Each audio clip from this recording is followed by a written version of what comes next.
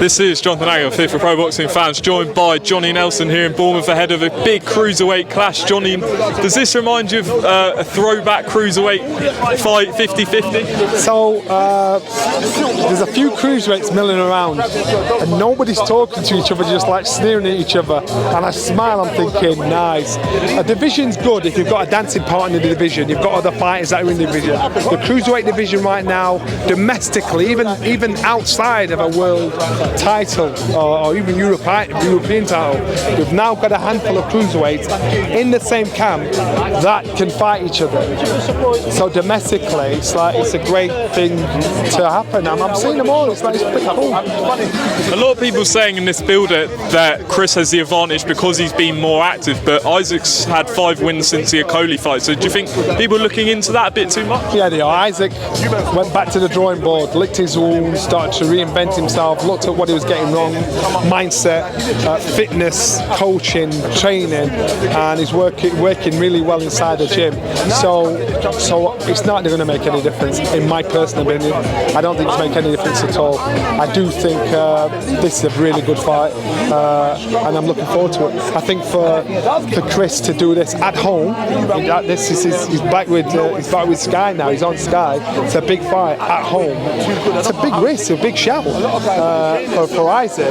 Again, to get back, in that mainstream to say, look, I'm here, check me out. Again, a big risk for both fighters. I can see how both fighters can win and how both fighters can lose. I think it goes the distance, but I think it's going to be a wicked fight. What's it like as a fighter when you go into someone's backyard, no pressure on your shoulders? What's the mindset like? Hey, either breaks or make fighters. Some fighters, they struggle fighting in the backyard of their opponent. Some fighters love the fight of doing it. I used to love that. I used to love fighting in someone's backyard because there's no pressure on you. It's instinctive. You want to defend yourself. It's like being an animal. So I think professionalism is a big thing in boxing. And if you're at this stage, it won't make any difference. Ben Whittaker, one of the most highly anticipated debuts I can remember.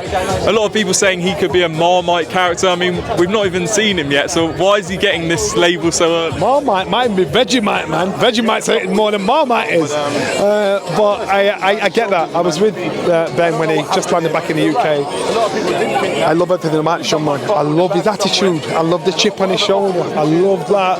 I don't care if you like me or not. I like that because I think you can see where he's going. If he can back up the boast, I'll keep saying it, you've got something very special about this young man if he can back up the boast. And it'll be a nightmare for a lot of people because it'll get to a stage where, it's not just in the ring. I mean, people will be clamoring to get this man to sign him up to say, yo, do something with us, because he's a character. All those traits, the confidence, some people say the arrogance, the flashiness, everything we're going to see outside the ring is what we're going to see inside, right? Yeah, and if he's got that, that's a transferable skill. And if he can do that, that's when he becomes a superstar.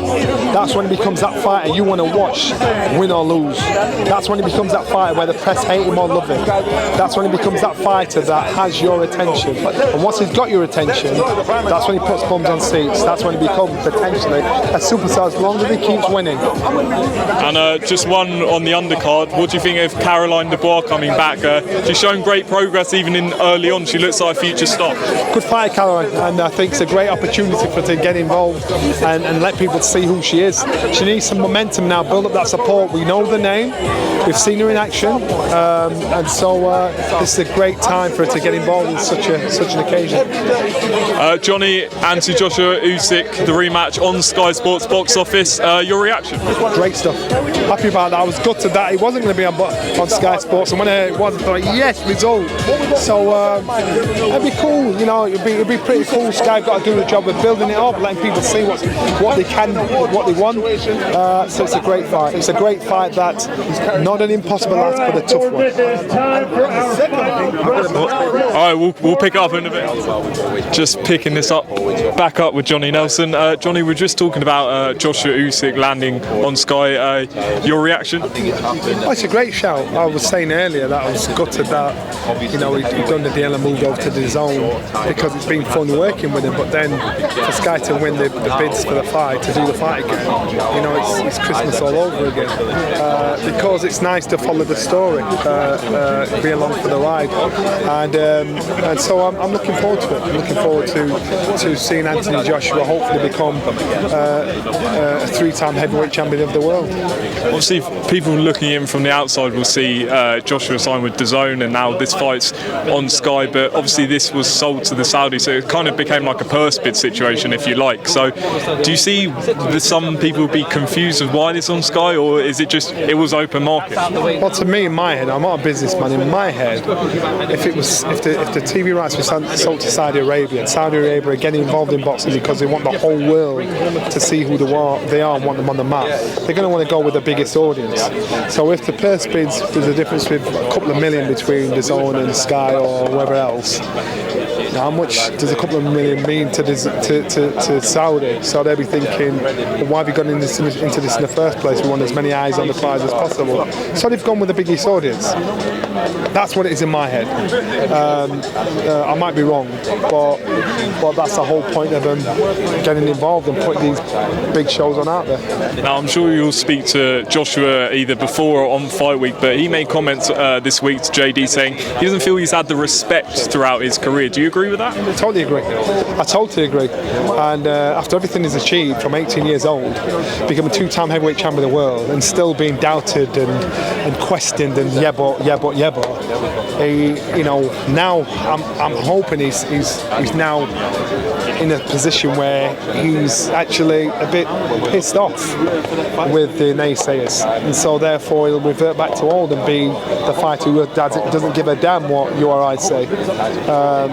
And if he wins Usyk and becomes a 3-time heavyweight champion of the world, people are, if they're grasping reasons for why they're going to give him a hard time, they're always going to do that. So that's when he needs to cut them off.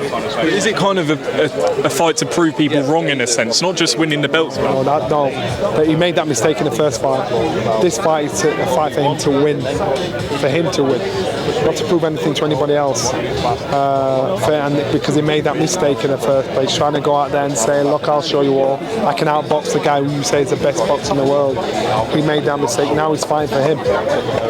Now, you said on record, Tyson Fury's not retiring. He's coming back. He's fighting the winner. But what do you make of all this? 500 million, then it's for free. Wembley. What's he thinking when he says this type of stuff? That's interesting from a man that's saying he don't want to fight again, free or not. He's either not fighting again or he is fighting again for free. Come on, nobody believes that Tyson Fury's done. Tyson probably does right now, but in reality, the message from Tyson Fury is, I'm a fighting man. That's what I do. That's in his DNA. So how long can he stay away from it for? I don't know. But makes great headlines. Benn against Eubank. I know you've been asked a lot about this fight today. Are you for this fight or not for this fight? Oh, I love the idea of the fight. I just don't think the fight will happen. That's all. There's too many ifs. Talk about it in 2 years' time, then I'd say, I can see this happening. But right now, there's too many ifs in it. Ifs as in way, ifs in why is it being done? Why is it being done? Both fighters are in touching distance of reaching that golden fleece. So why would they do that now? I know there's a lot of money involved, but I just don't get it. So again, I'm doubtful of it happening. But we'll see. We'll wait and see.